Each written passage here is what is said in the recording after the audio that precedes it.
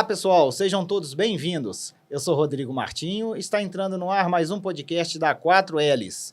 É com muita satisfação que voltamos com a playlist do agronegócio. E hoje nós vamos falar sobre a fruticultura. E para isso recebemos aqui em nosso estúdio o professor da Universidade Federal de Viçosa, Carlos Eduardo. Seja muito bem-vindo, professor. Obrigado, Rodrigo, pelo convite. É uma satisfação estar aqui falando para o seu público da 4Ls, sobre esse tema que está no contexto de todo mundo diariamente, né? Cada um de nós consumimos uma fruta diária, então vamos conversar um pouco sobre esse tema. Para você que está acompanhando a gente e ainda não é inscrito no canal, se inscreve aí, deixa o seu like, ative o sininho para receber as notificações das novidades do nosso canal.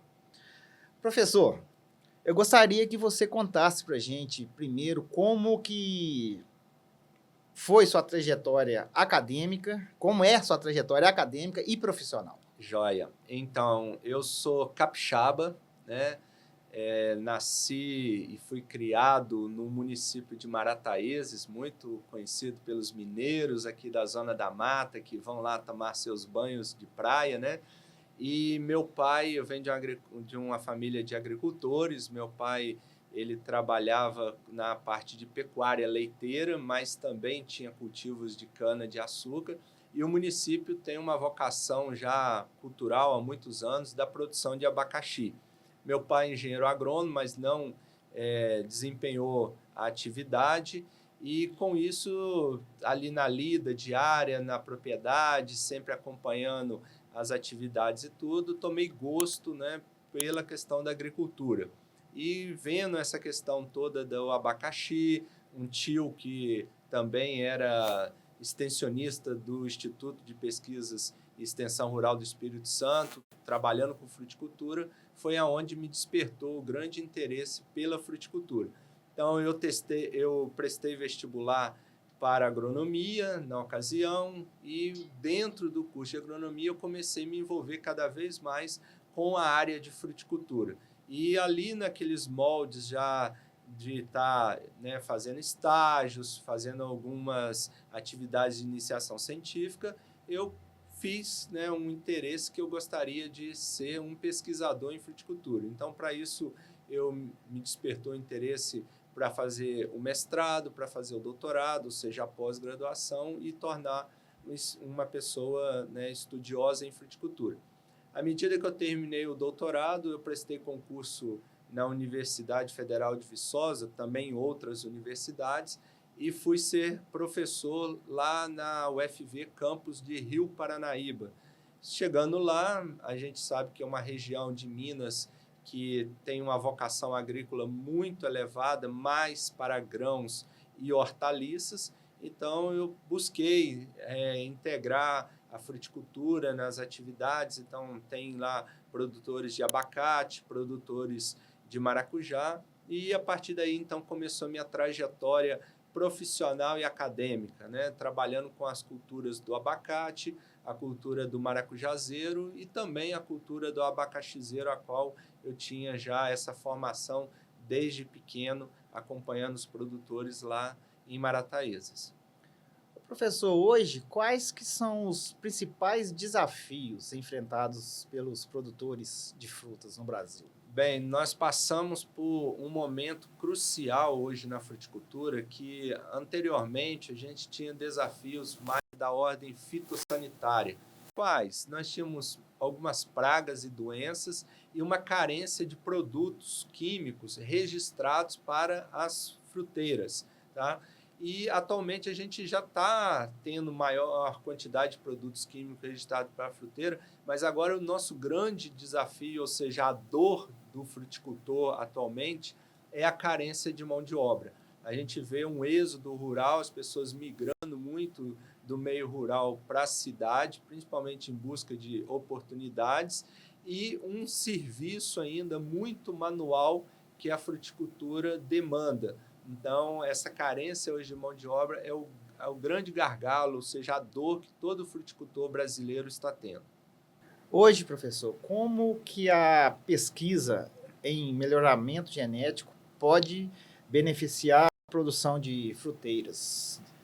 A fruticultura ela tem alguns momentos no país, né, que a gente recebeu, por exemplo, a introdução de frutas de clima temperado, que veio principalmente pelos imigrantes italianos e alemães. Então, nós temos maçã, uva, pêssego, que são frutas, né, desse grande grupo. São frutas hoje que têm uma tecnificação muito elevada. E também vem carreado a isso um programa de melhoramento, principalmente em outros países. Então, o Brasil hoje, ele, querendo ou não, usufrui de um melhoramento que acontece em outros países. Já quando a gente pensa em fruteiras de clima tropical, aí exemplo, mamão, goiaba, abacaxi, maracujá, a gente ainda carece de ações de melhoramento.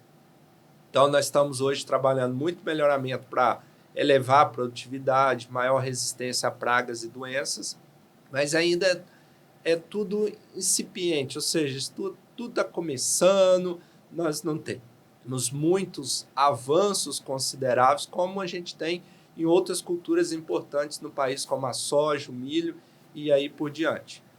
Professor, você citou algumas fruteiras tropicais aí. Hoje, quais que são as fruteiras tropicais mais promissoras para o mercado brasileiro e o internacional também? Rodrigo, uma pergunta bastante interessante. Se a gente pensar em mercado internacional, os grandes consumidores de frutas brasileiras são os Estados Unidos, tá? E a União Europeia. Quando eu falo União Europeia, eu estou envolvendo todos os países, né, que compõem ali a Europa. E esses países, eles têm culturalmente já um consumo muito elevado de frutas de clima temperado, como eu citei, a maçã, o pêssego, a uva, e pouco se conhece ainda das fruteiras de clima tropical. Então, quando a gente pensa hoje em consumo de frutas tropicais, o nosso carro-chefe aqui no Brasil é o melão, é a manga, é o mamão, por exemplo. Então, a gente tem uma gama ainda de mercado que pode ser explorado e isso demanda também muito em relação ao melhoramento genético. Por quê? Quando a gente pensa numa fruteira de clima temperado, como maçã, pêssego, que eu citei a você, a gente está falando de frutas que elas têm um período de armazenamento bastante prolongado. Então, isso dá para eu trabalhar uma viagem de navio, uma viagem mais extensa, atingir continentes ou locais mais distantes. Quando a gente pensa numa fruteira tropical, esse período de armazenamento dela, geralmente, ele é muito curto. Então, a gente precisa trabalhar muito no que a gente chama de pós-colheita. É aquele momento que eu tirei a fruta da planta e agora eu preciso alcançar esses mercados. Então, a gente fala assim, nós temos mercados tão promissores hoje, como a China, que está buscando cada vez mais frutas tropicais na alimentação e tudo, mas é um mercado ainda que é complicado da gente colocar frutas, porque a distância gasta-se aí em torno de 15 dias de navio, isso tem uma deteriorização dessas frutas, então o melhoramento vem cada dia mais buscando solucionar essas lacunas e favorecer também que esses mercados estrangeiros eles comecem a ter um consumo cada vez mais elevado dessas nossas frutas tropicais. Professor, quais que são os principais critérios considerados no melhoramento genético de fruteiras? A gente tem duas vertentes hoje. Uma planta frutífera, ela tem que produzir adequadamente, de modo sustentável e econômico. Então, nós estamos aqui falando de produtividade. Eu quero que essa planta ela tenha uma produtividade considerável. Mas, ao mesmo tempo, eu não posso pensar só na produtividade. Eu não posso pensar numa carga excessiva de frutos, numa quantidade ou volume de frutos elevados. Eu tenho que pensar também na qualidade desses frutos. Então, os critérios hoje, eles passam muito em relação à qualidade dos frutos. O que o consumidor busca hoje no mercado? ele busca um fruto dentro de um determinado tamanho, que a gente chama que é um padrão, ele busca um fruto que tenha um teor de açúcares, que é o Brix, ele busca um fruto que tenha uma baixa acidez, porque ele quer saborear um fruto ali que seja um fruto agradável, mais doce e tudo. Ele busca um fruto que tenha, além do sabor, uma quantidade boa de polpa, então muitas das vezes a semente ela está ocupando o espaço da polpa e o rendimento de suco ou de consumo in natura é menor. Então a gente busca hoje esses aspectos. Brix mais elevado, que é o teor de açúcar mais elevado, acidez mais baixa, tamanho de sementes cada vez menores, ou a gente vendo aí os mercados como, por exemplo, da uva, seedless, né, que é uma uva sem semente, o consumidor hoje está procurando isso, cada vez mais uma fruta também que não há a presença de sementes. Então, nós estamos vindo aí com as melancias sem sementes e outras frutas mais, vai chegar esse contexto da ser uma fruta com ausência de sementes. Hoje, professor, quais que são as principais tecnologias que estão sendo implementadas para aumentar a produtividade? Bem, nós temos aí várias tecnologias, né, que vêm agregadas, então não é só uma que vai fazer o seu papel e vai favorecer esse aumento de produtividade. Nós temos, por exemplo, hoje um balanço nutricional, onde eu estou trabalhando o que aquela planta necessita de nutrição em termos, né, dos adubos, dos fertilizantes. Então, eu vou favorecer aquela planta, o seu crescimento, mas ministrando a ela, ou seja, aplicando naquele solo, na condição onde ela está, a quantidade de adubo que ela realmente necessita, nada acima ou abaixo dessa quantidade. Uma outra técnica utilizada é a irrigação. Então, a gente vê hoje que muitas áreas no Brasil ainda são cultivadas em sequeiros. E a gente tem falado aí cada vez mais de mudanças climáticas. A gente tem visto cada vez mais que o clima vem interferindo na produtividade, principalmente por causa das precipitações, que mudou completamente em termos de cronologia. Antes a gente falava de determinados meses do ano que era chuvoso, hoje a gente vê que não tem mais comportamento. Então a irrigação, ela favorece muito essa questão de elevação da produtividade, porque eu estou favorecendo aquela planta, o seu máximo de crescimento e culminando com isso no seu máximo de produtividade.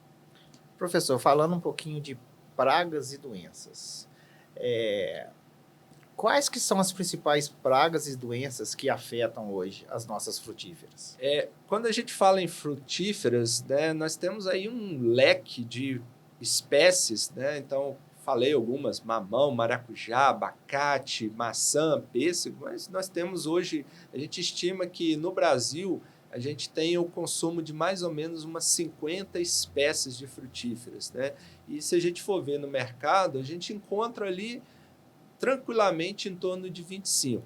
Então, as pragas, elas não são comuns, ou seja, há pragas que atacam uma determinada cultura e outra não. Então, elas são um número muito expressivo de pragas e doenças hoje. Mas hoje o que vem cada vez mais aumentando são as viroses. E as viroses, né, provocadas por vírus, transmitido muitas das vezes por alguns insetos, o inseto tem um papel do vetor, levando a virose de uma planta a outra, elas infelizmente não têm cura. Então eu não tenho ali aquela questão de fazer um agroquímico, né, e ir lá e aplicar na planta que eu já estou beneficiando o seu processo de cura. Não, infelizmente a virose não tem cura. Uma medida que eu tenho que trabalhar é cada vez mais os escapes dos locais onde acontece a virose e quando ocorre a virose, infelizmente eu tenho que eliminar. Então os produtores hoje, principalmente da fruticultura, têm trabalhado muito com essas viroses, né, que vem cada vez mais reduzindo. E algumas bactérias também. Então cito aqui o caso, por exemplo, dos citros, que é a fruteira que a gente mais cultiva no Brasil hoje, é laranja, e a gente tem uma bactéria que é a bactéria que causa o greening, que é uma doença séria hoje nos citros, que vem cada vez mais prejudicando a nossa produção, que também não tem um mecanismo eficaz de cura, ou seja, de eu aplicar ali um produto e curar aquela planta. E que vai à erradicação da planta, eu vou ter que retirar aquela planta do local, eliminar, e isso tudo gerando perdas para os produtores. Professor, para combater essas pragas, se usa produto químico? É só produto químico? Não, a gente tem vários tipos de controle. Então, Rodrigo, a gente passa desde os químicos, mas também passamos por controles culturais. Por exemplo, quando nós temos uma determinada infestação de fungos numa planta, eu posso podar aquela planta, fazer que ela tenha uma passagem melhor de ar no seu interior, uma penetração melhor de luz, e isso favorece a que eu combata aquele fungo que está atacando sua parte aérea. Então, muitas das vezes, quando a gente fala em controle, a gente tem o controle, né, cultural, que é plantar, por exemplo, em épocas diferentes daquelas que são mais propícias ao desenvolvimento da praga ou a doença. Eu tenho um controle que pode passar por uma poda, eu tenho um controle que pode trabalhar com um biológico hoje, então está muita evidência a utilização dos bioinsumos, que são organismos biológicos que vêm com o intuito de combater determinadas pragas e doenças. Então, a critério só de citar a você, a gente tem algumas pragas hoje que são combatidas por predadores naturais. E o que a gente busca hoje na agricultura? É produzir cada vez mais esses predadores naturais, fazer a soltura deles nas áreas, né, onde eu tenho uma população elevada daquele inseto praga e ter aí um controle biológico ocorrendo. Professor, sustentabilidade. Poderia falar um pouquinho qual que é a importância da sustentabilidade na fruticultura hoje? Claro, hoje o mundo todo, né, fala em 3 pilares, que é governança, sustentabilidade e o papel social. E a fruticultura não é diferente. A governança passa pela gestão. Como que a gente está gerindo a propriedade produtora? A sustentabilidade, ela vem em busca hoje do que? Será que a gente está desmatando áreas para produzir mais? Será que a gente está ampliando as áreas produtivas em detrimento a áreas naturais, por exemplo? Então, a fruticultura, quando a gente pensa em mercados externos, ela é cobrada através das certificações. Então, não é que eu vou aqui produzir uma determinada fruta e vou ligar para um cliente meu, supermercado lá na França, e falar para ele, olha, eu tenho tal fruta, você quer que eu envie para você? Não, isso tudo passa por alguns critérios. E um dos critérios hoje mais utilizado são as certificações. Então, para eu produzir uma fruta hoje no Brasil, eu tenho que atender algumas certificações. E dentre essas certificações, hoje o que mais nós falamos é sobre sustentabilidade. Então, as áreas hoje têm que ser áreas que têm uma área de reserva preservada. Eu tenho que trabalhar hoje como que os cursos d'água dentro dessa fazenda onde se produz fruta. Então, tudo isso permeia, de certa forma, a sustentabilidade hoje na fruticultura. Para você que está acompanhando a gente e ainda não se inscreveu no canal, corre lá, se inscreva, deixe o seu like, ative o sininho para receber as notificações das novidades do nosso canal e peço a vocês também para ir lá na nossa página do Instagram, 4Ls Filmes, e seguir a gente lá. Professor, fala um pouquinho para mim aqui, como que a irrigação e o manejo do solo influencia na qualidade e quantidade da produção de frutas?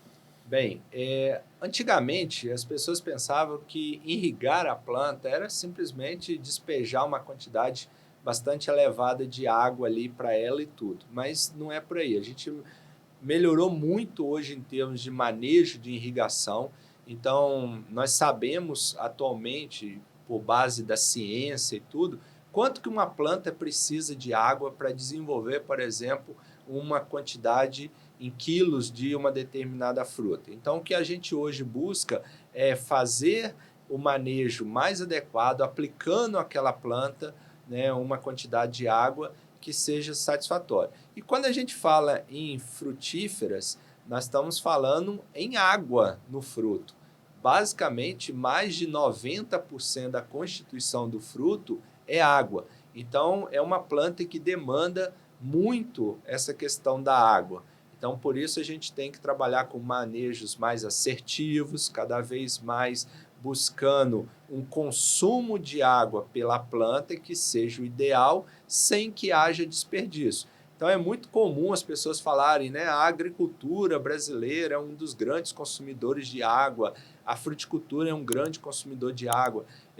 A gente nota hoje, por exemplo, Petrolina, que é um município que está dentro de uma bacia, né, que trabalha muito a agricultura irrigada, principalmente a fruticultura, há muitas críticas, mas a gente mostra que o que está sendo aplicado hoje nessas plantas é a quantidade de água que ela realmente necessita para que tenha uma produção satisfatória.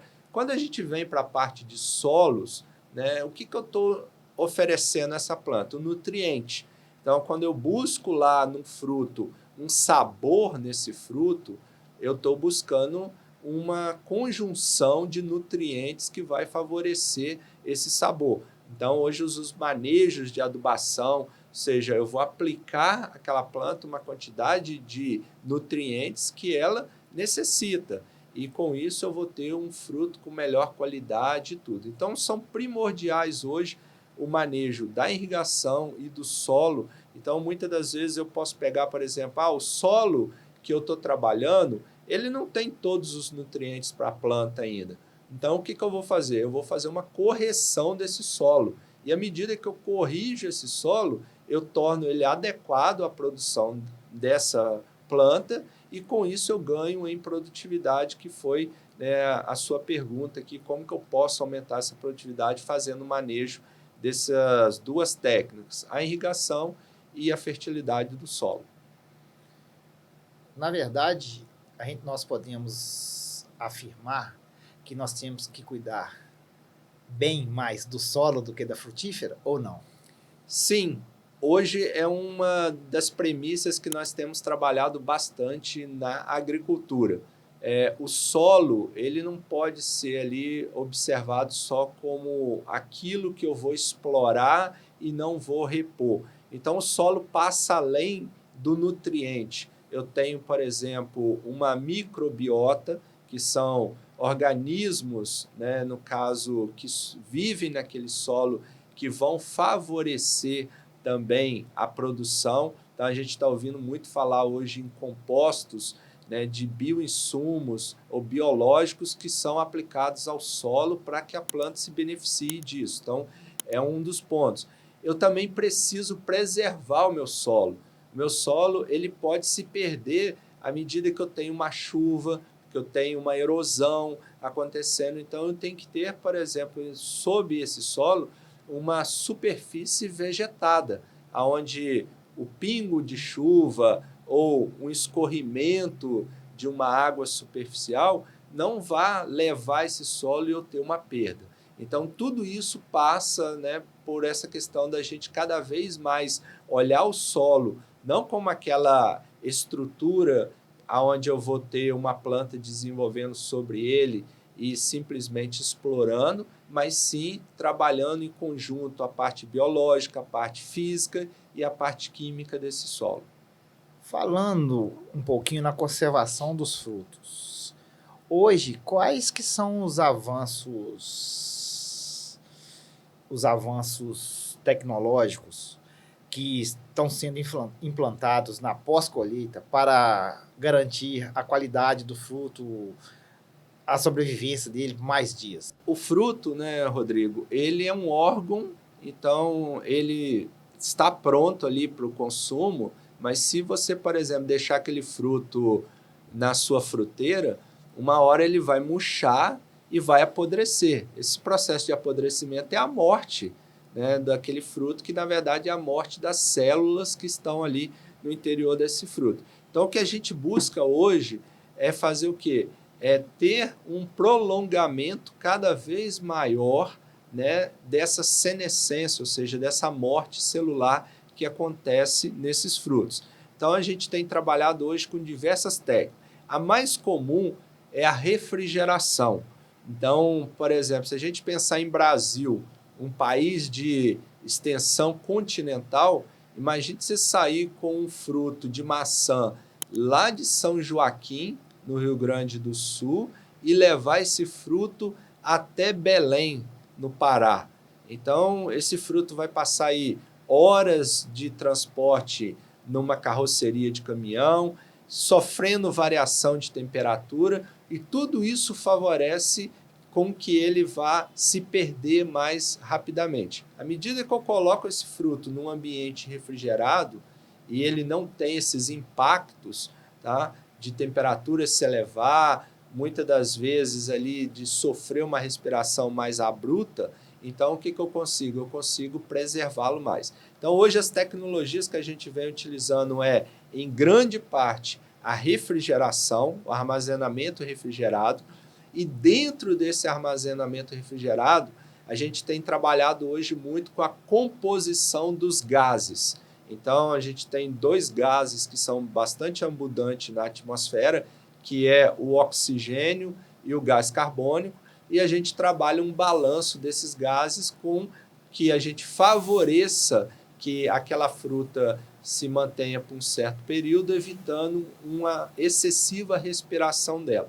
Há outras metodologias, como, por exemplo, a aplicação de alguns produtos que retarda o amadurecimento. Então, são produtos que eles vão captar ou aprisionar o etileno, que é um gás que faz com que o fruto acelere também o seu amadurecimento. Então, é alguma das técnicas que a gente vem empregando hoje na pós-colheita de frutas.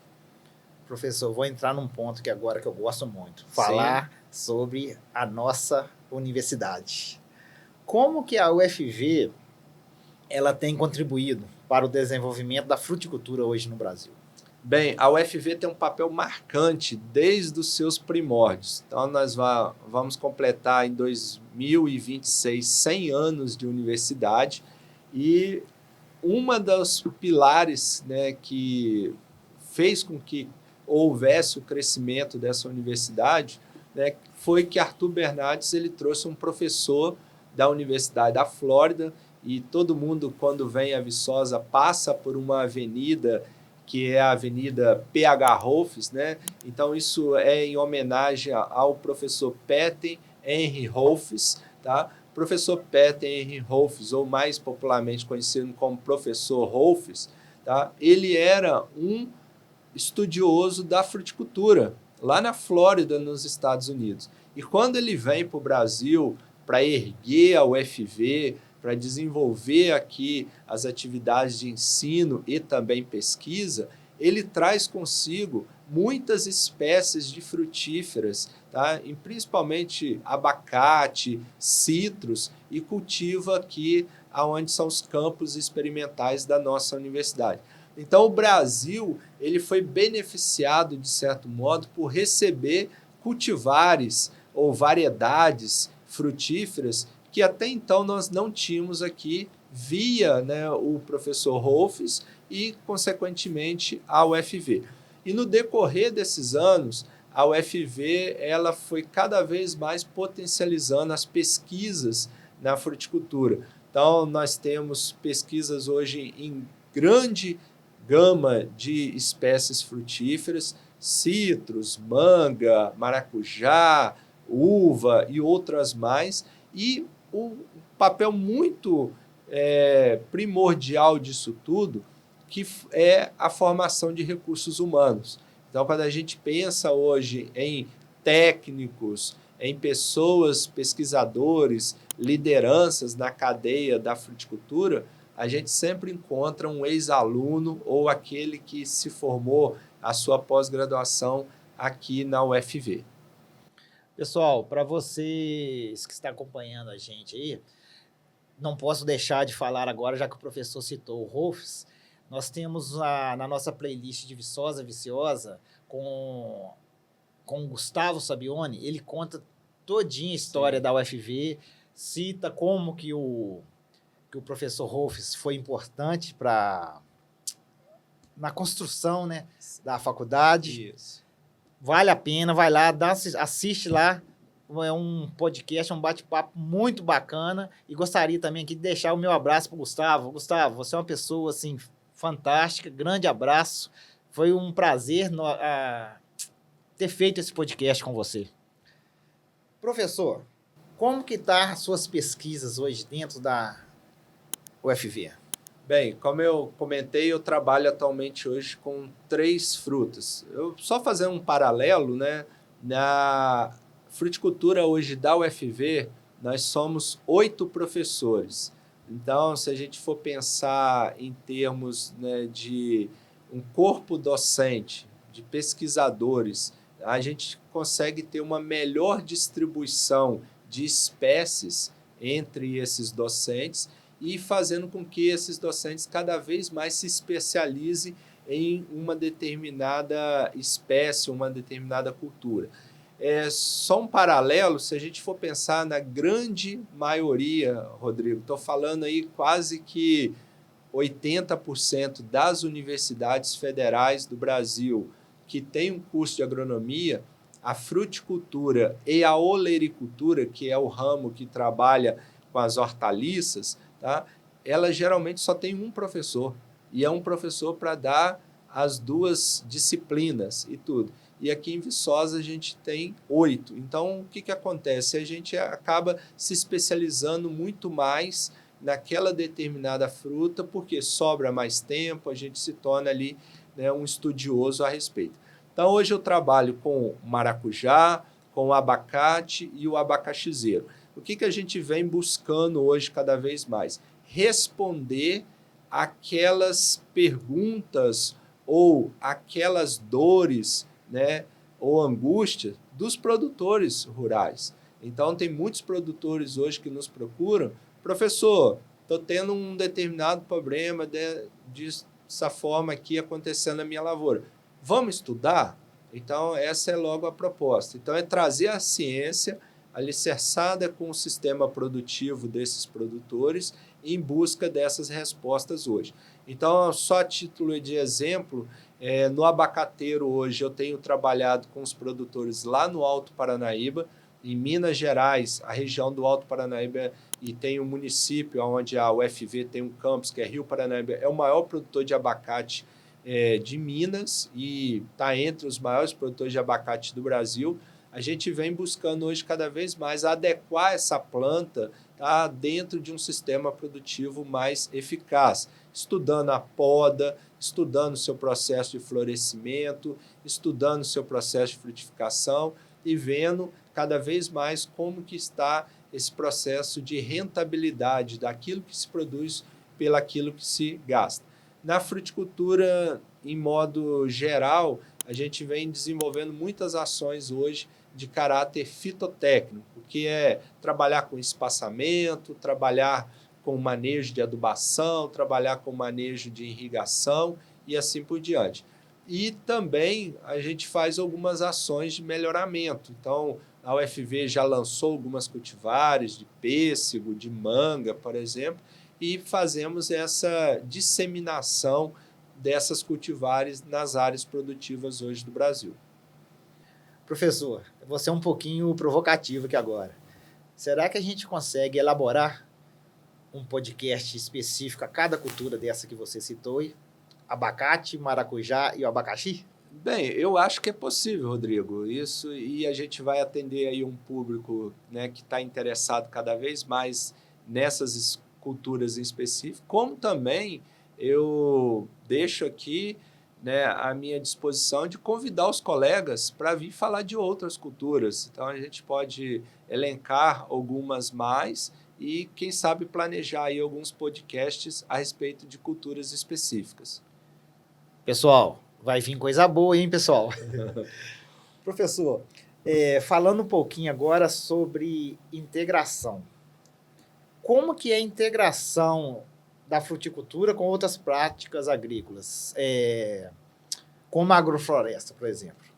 Essa é uma pergunta também bastante interessante, Rodrigo. A gente vem observando nos últimos anos, né, em termos da sustentabilidade, em termos aí da proteção cada vez mais do ambiente, que uma técnica que vem crescendo, né, que a gente não uma técnica, mas um sistema produtivo hoje que vem crescendo, é o sistema agroflorestal. Então é eu produzir aquela fruta dentro ali ou compartilhando ou integrando com outras frutas mais no ambiente. Tem muitas pessoas que imaginam o seguinte: olha, eu vou produzir eucalipto e na entrelinha eu vou plantar abacaxi. Mas aí o abacaxi colhi com 2 anos, o eucalipto cresceu e depois virou só monocultivo. Então não é isso que a gente está falando aqui. O que a gente vem buscando cada vez mais é integrar o ambiente, seja ele natural ou seja ele uma floresta, né, plantada, no caso uma floresta artificial, com a produção de frutíferas e a produção de outros tipos de alimentos. Então, eu posso trabalhar, por exemplo, as culturas anuais, um milho, um feijão, né, nesse esquema todo. Então, isso cada vez mais vem crescendo, principalmente pela importância ecológica, como eu mencionei, e também por resgatar já esses cultivos em algumas comunidades tradicionais. Então, aqui na região que nós estamos, da Zona da Mata Mineira, não é muito comum, mas quando você vai ao norte do país, principalmente a região amazônica, a gente nota muito isso. Por exemplo, o açaí. Todos nós consumimos açaí, mas se a gente for lá na essência mesmo, nós não vamos encontrar cultivos de açaizeiros isolados ou em monocultivo. São poucos. A maioria do açaí ele é extraído o quê? Em um ambiente de sistema agroflorestal, onde eu tenho a mata, eu tenho as plantas de açaí e tenho ali aquela exploração econômica, né, daquela cultura. Então, eu acho que tudo isso hoje está sendo bastante discutido, tem sido cada vez mais buscado, tá? Tanto pelo público de consumir produtos provindo hoje de sistemas agroflorestais e cada vez vem mais aumentando as oportunidades em relação aos sistemas agroflorestais. Hoje, como que a formação de recursos humanos na, na área de agronomia, ela tem evoluído para atender às demandas da fruticultura? Hoje a gente tem, dentre o leque, né, de disciplinas do curso de agronomia, muitas disciplinas na área de fruticultura. Então, o aluno, quando ele tem um certo interesse, ele, querendo ou não, se direciona para uma especialização, por exemplo, mais na fruticultura ou mais numa cultura anual. Então, nós não temos, por exemplo, a questão de residência no curso, né? É diferente do médico que ele forma e depois ele faz uma residência onde é uma especialização. É durante o curso ali de graduação é que os nossos alunos eles vão buscando trilhar aquelas áreas onde eles têm maior afinidade e vão fazendo o que geralmente as disciplinas em relação àquela especialidade que ele quer atuar depois de formado e tudo. Então, hoje o curso ele busca muito isso, oferecer ao máximo uma quantidade de disciplinas que sejam formadoras, né, para ele já sair dali com uma certa especialização naquela área que ele deseja atuar. Pessoal, mais uma vez, peço a vocês que está acompanhando esse nosso podcast e ainda não está inscrito no canal, vai lá, se inscreva, deixe seu like, ative o sininho para receber as notificações das novidades do canal. Professor, fala um pouquinho para a gente agora sobre a importância da extensão rural na disseminação de tecnologia para os produtores de frutas. É muito importante hoje o produtor, né, ele receber cada vez mais o conhecimento. Então, no Brasil, a gente tem uma série de formas como esse conhecimento ele é transmitido aos produtores. É muito comum a gente escutar sobre as empresas de extensão rural. A Emater, por exemplo, a Emater Minas Gerais, vou citar aqui um exemplo que está mais próximo de nós, os extensionistas, então a gente já fala o próprio nome, né, daquela pessoa que vai levar o conhecimento que ele adquire ou na universidade ou num centro de pesquisa ao qual ele passou por uma determinada formação a esse produtor. Tá? Então, é muito comum a gente ter hoje essa troca de conhecimento, a academia, o extensionista e o extensionista levando a esse produtor.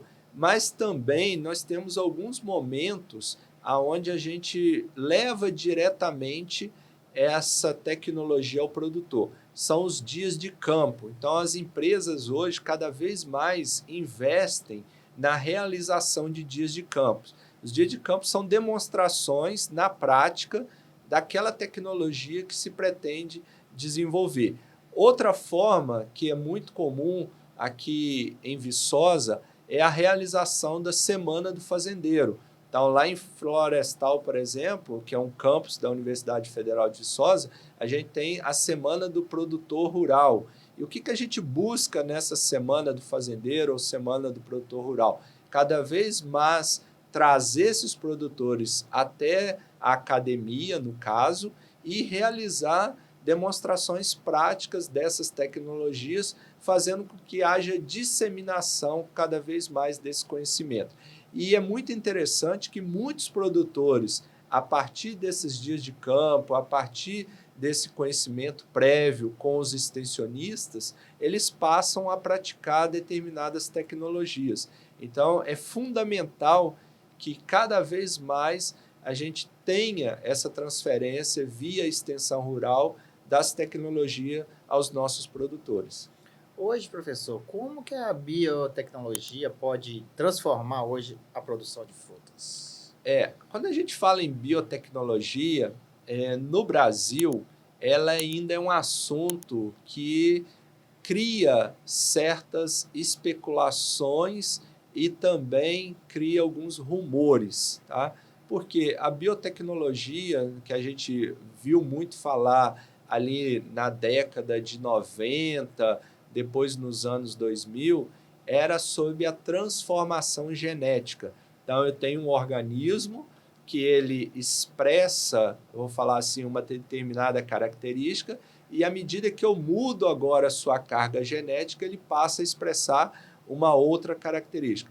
Isso levou a criar um certo repúdio em relação aos organismos geneticamente modificados, como falar que seriam alergênicos, falar que seriam organismos que iriam transformar as pessoas, e a gente viu que não tem nada disso. É só mesmo uma modificação onde a gente busca melhorar a produção daquela determinada cultura ou tornar aquela planta resistente a um outro agente biológico.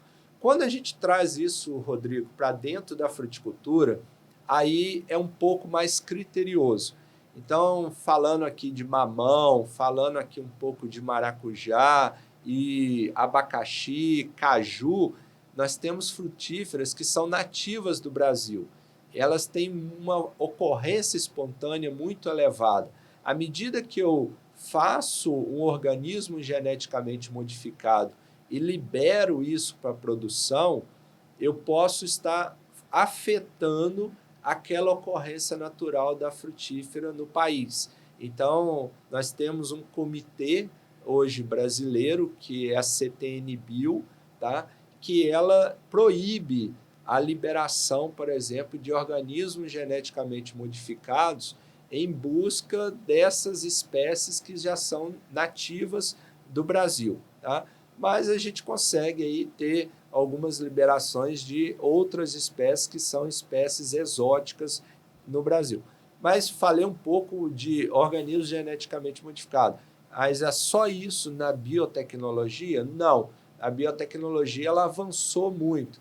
Então, hoje a gente consegue fazer, por exemplo, mapas genéticos, nós conseguimos identificar, assim como no ser humano, qual que é o gene que causa uma determinada doença, como que esse gene expressa em determinados ambientes. Então, tudo isso hoje é de grande valia, pensando no sistema produtivo, né, tanto na agricultura no geral, como nessa cadeia mais segmentada que nós estamos conversando hoje sobre a fruticultura.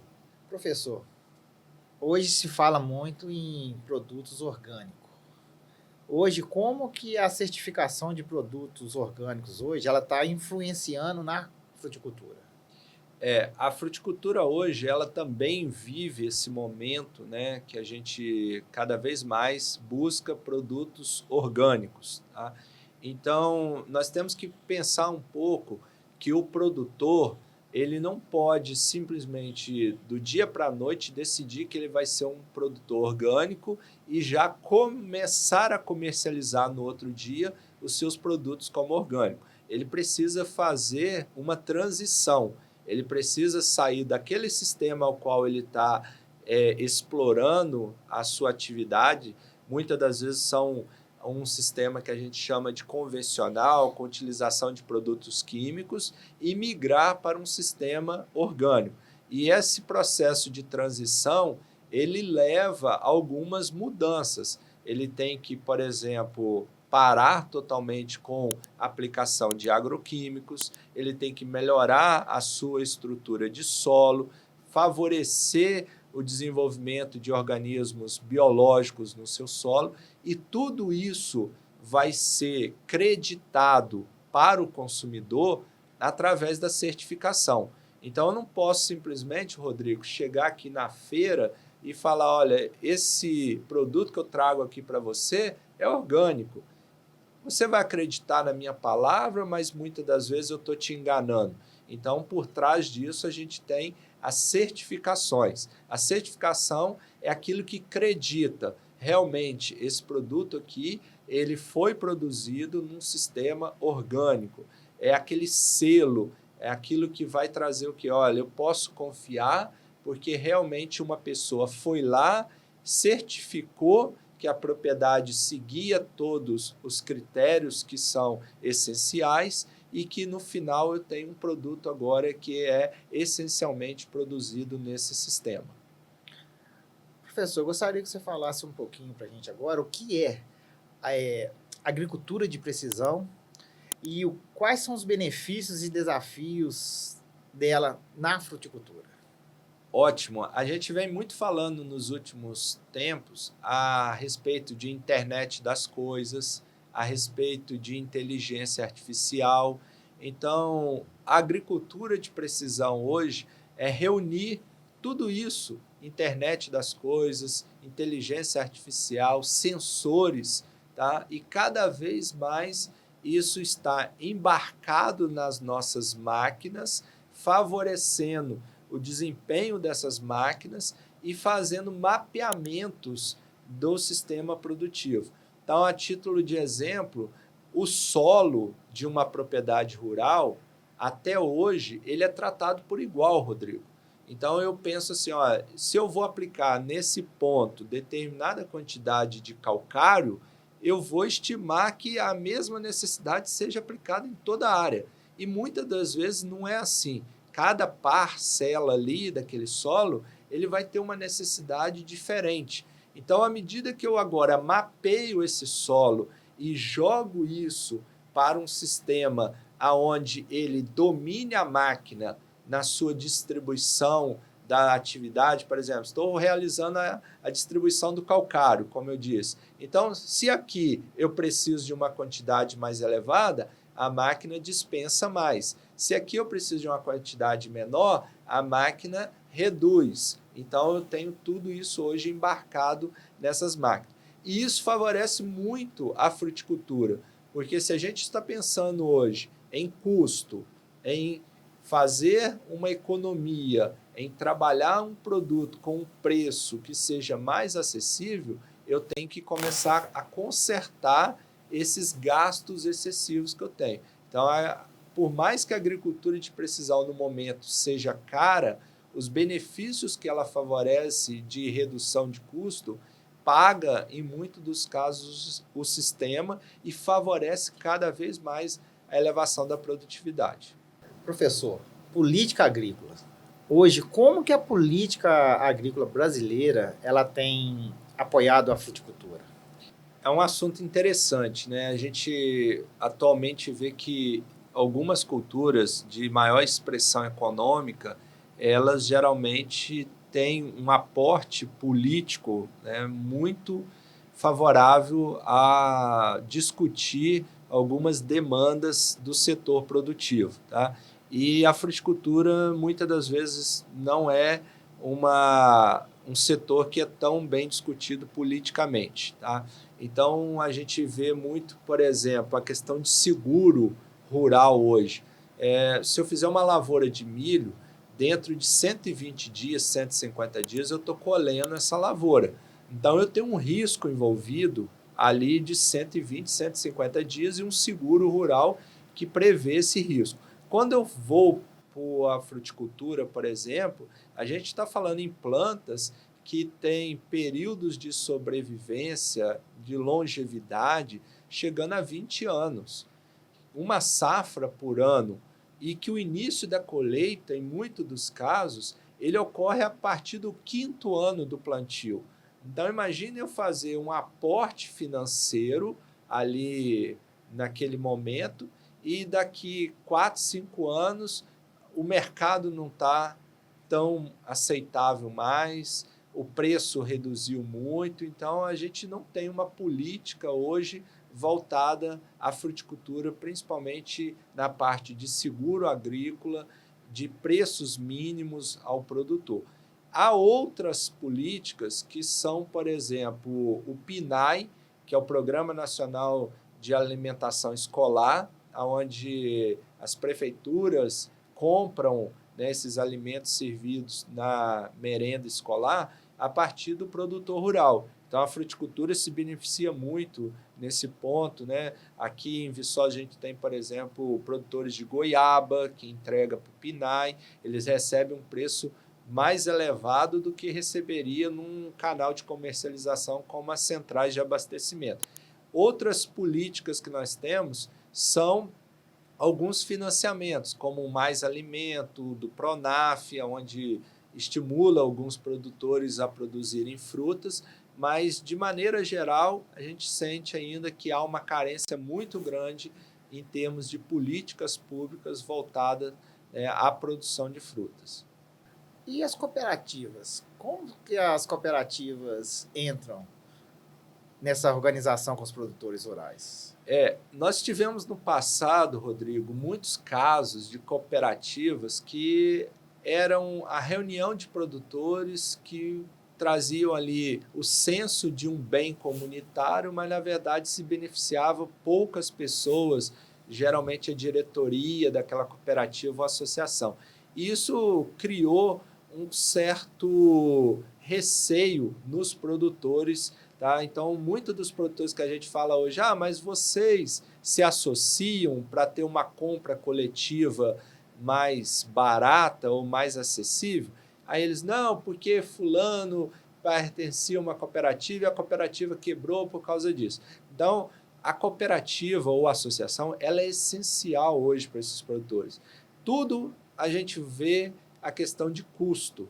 Então, quanto mais barato for o meu custo de produção, maior é a minha lucratividade. Então, se eu reúno hoje com outros vizinhos, outros produtores da minha região e tenho um poder de negociação para eu comprar aquele determinado insumo num valor mais barato, porque eu estou comprando agora em volume, em grande quantidade, isso é maravilhoso, porque eu vou ter uma redução do meu custo de produção. E isso vai favorecer minha lucratividade.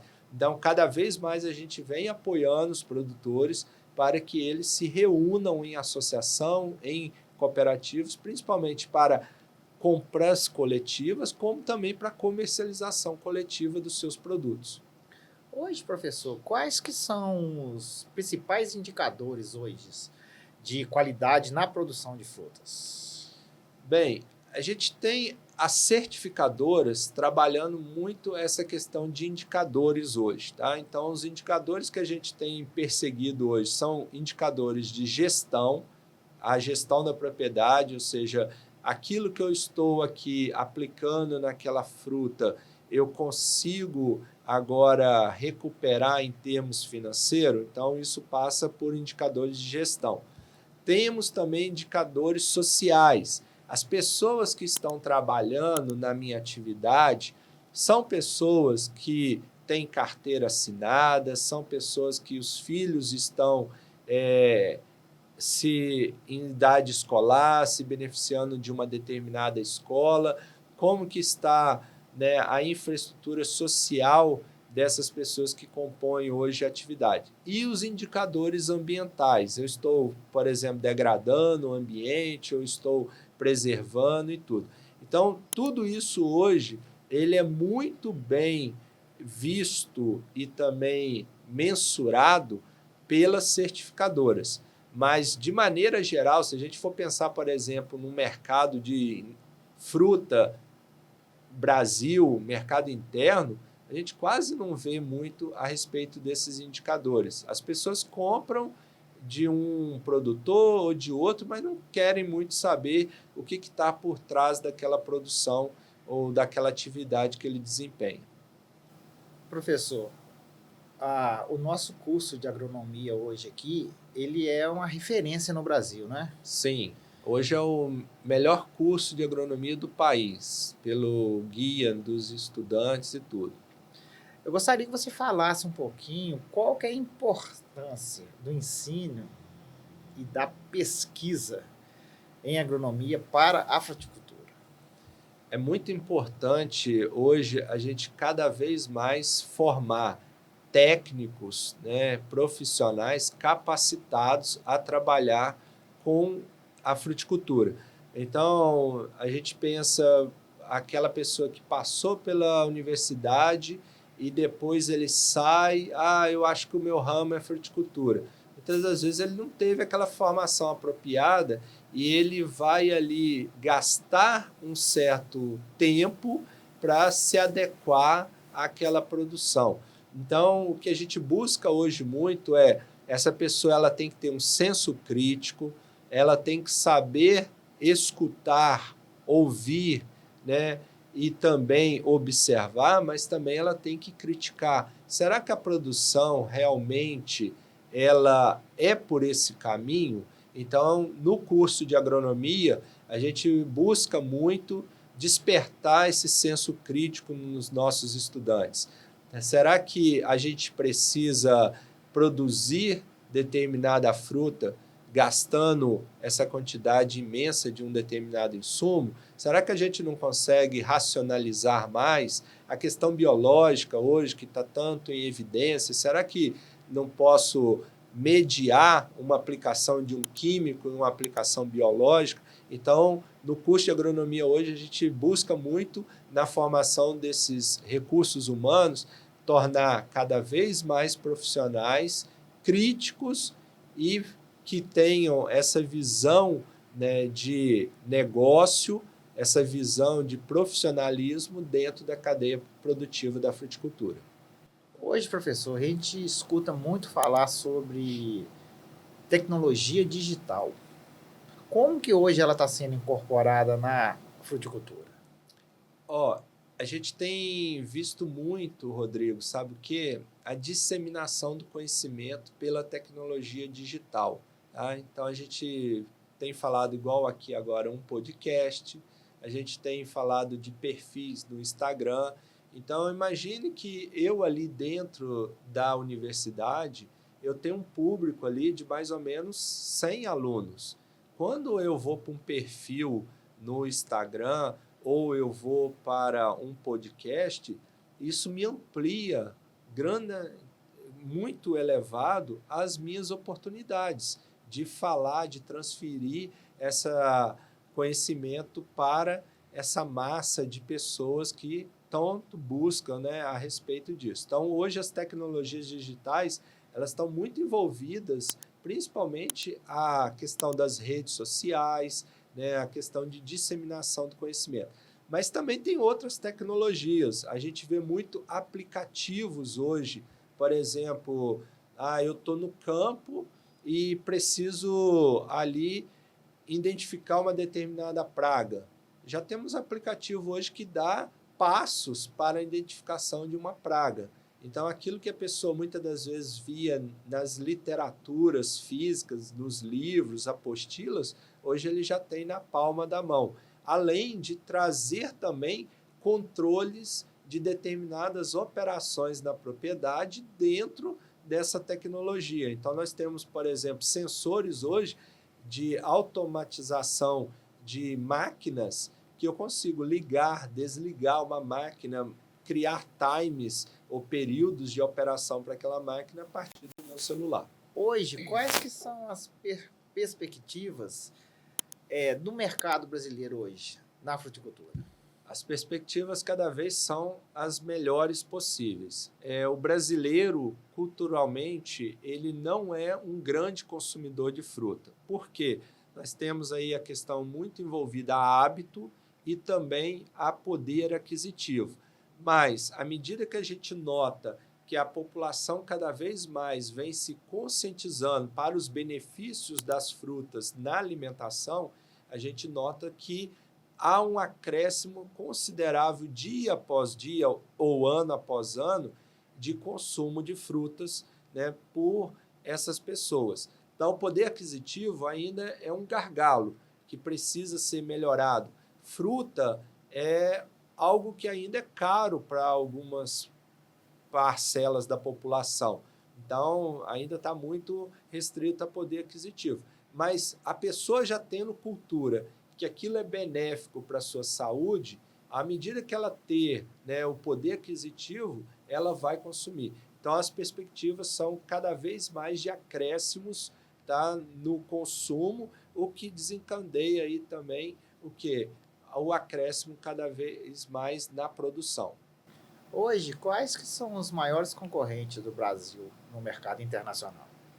Os dois maiores produtores de fruta hoje no mercado internacional é a China e depois a Índia, tá? Mas eu gosto de fazer um paralelo com as pessoas a levar a refletir. No Brasil, a gente produz mais ou menos em torno de 42 milhões de toneladas e nós somos 210 milhões de habitantes. Quando eu pego a China, ela produz em torno de 160 milhões de toneladas. É 4 vezes mais que o Brasil. Só que quando eu pego a população chinesa, ela ultrapassa 1,2 bilhões. Então, ela está praticamente 6 vezes maior do que a população brasileira. Então, quando a gente fala a produção por pessoa no Brasil, nós somos muito mais eficientes do que a China e a Índia. Tá? E esse mercado hoje de Europa, Estados Unidos, a China tem produzido muito para eles. Então, à medida também que a China, o seu mercado interno, ou a Índia, o seu mercado interno, começar a consumir mais frutas, nós vamos ter aí uma elevação do consumo interno e fazendo com que a gente tenha aí bastante perspectivas de atingir aqueles mercados de frutas que compravam da China ou da Índia e ampliando cada vez mais o do Brasil.